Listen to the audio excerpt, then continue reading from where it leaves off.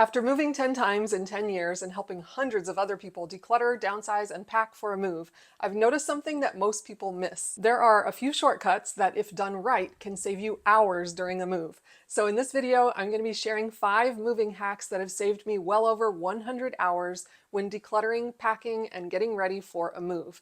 Now, number 4 is the one that a lot of people overlook, but let's just start with number 1 because this one tip alone will save you a surprising amount of time. Number 1 is to declutter before you pack. One of the biggest moving time traps that I see is people moving stuff that they don't even want anymore. So I've seen people pack entire boxes of things that they didn't want or need, like old decorations, kitchen gadgets that didn't get used anymore, or clothes that no longer fit anyone. They think they're saving time by just packing it all up and getting it out of the house, and they tell themselves, I'm just going to deal with this when I get to the new place. And I totally understand how people can think that way. But what that really means is that you end up handling each item multiple times. You have to touch it to pack it, then get it on the truck, then get it off the truck, then unpack it, and then you still have to figure out what to do with it at that point. And along the way, you've wasted a lot of resources like boxes, packing material, tape, time, energy, maybe even paid labor, as well as space on the truck. So that's why it's almost always faster to declutter before you pack. You save time packing, moving, and unpacking when you declutter first.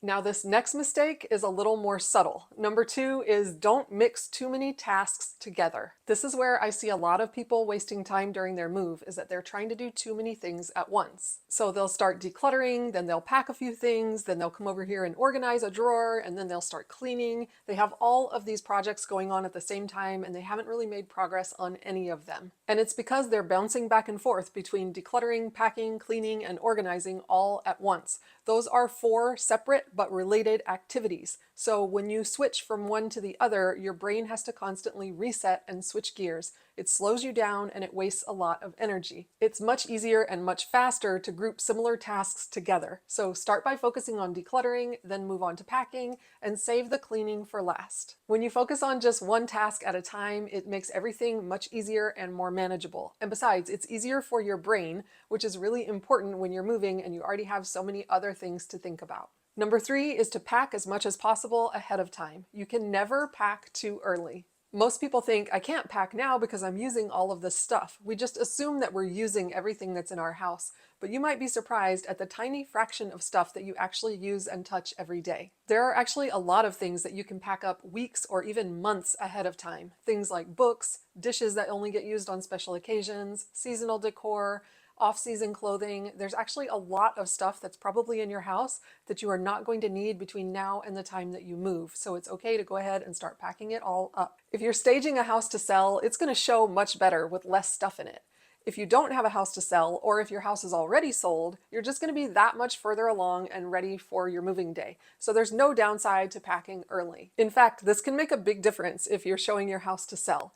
In the past, we have been short on space and we didn't have anywhere to put this stack of boxes that we had pre-packed. So we actually ended up renting a storage unit for a month or two and putting all of the boxes in there, all the boxes that we had packed ahead of time. And it worked really well because buyers were able to come in to see our house that was for sale, and it looked so nice and clutter-free that it actually resulted in a bidding war. So never underestimate the power of pre-packing and getting as much stuff out of the house as possible, whether you're selling the house or whether you're just moving out of it. Number 4 is the one that I see most people miss, and that is to close out one area of your house at a time when you're packing and when you're moving out. I actually learned this one from my husband when he was helping me move out of the house that I was living in to move into his house when we got married. So he came over to help me pack, and I was going all over the place from room to room, upstairs, downstairs, out to the garage, up to the attic. And he was just very patiently standing there by the closet with a box. And he said, hey, what would happen if we packed what was in this closet and finished the closet first before we moved on to something else? He said, what if we closed out one area at a time?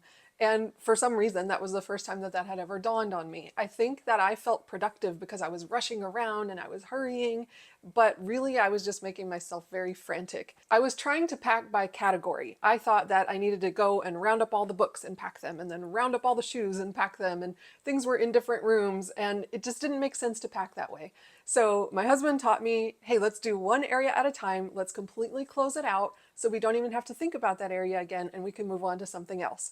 So the way we did that was we would empty a closet, a cabinet, or a drawer, empty it completely out, wipe it out really quickly. Then we would pack whatever was in that pile of stuff that we had just pulled out of there. We would pack that, and we would literally put a little sticky note or a little sign on the door of that cabinet or that closet that said empty.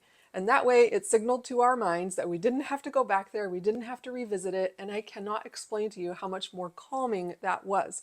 So ever since then, every time we've moved, we've used that system of closing out one area at a time before moving on to another one. Working this way keeps your nervous system calmer, and it saves you a ton of time. If you've gotten any value out of this video so far, it would mean the world to me if you would hit that subscribe button so that I can reach more people and help more people. Thank you so much. Let's keep going. Okay, we saved the best for last. Number 5 is to use my color coding and inventory system for your boxes. One of the biggest time wasters during a move is to have to constantly stop what you're doing and answer questions when people are asking you, where should I put this? And this is especially important when you get to the new place. As people are taking things off the truck, they're going to have to constantly stop and ask you, where do you want this? Where should I put this? Where would you like me to set this down? But when you use this system, it avoids all of those questions altogether. The way that this system works is really simple. Every room in the new house has a color, and every box has a number.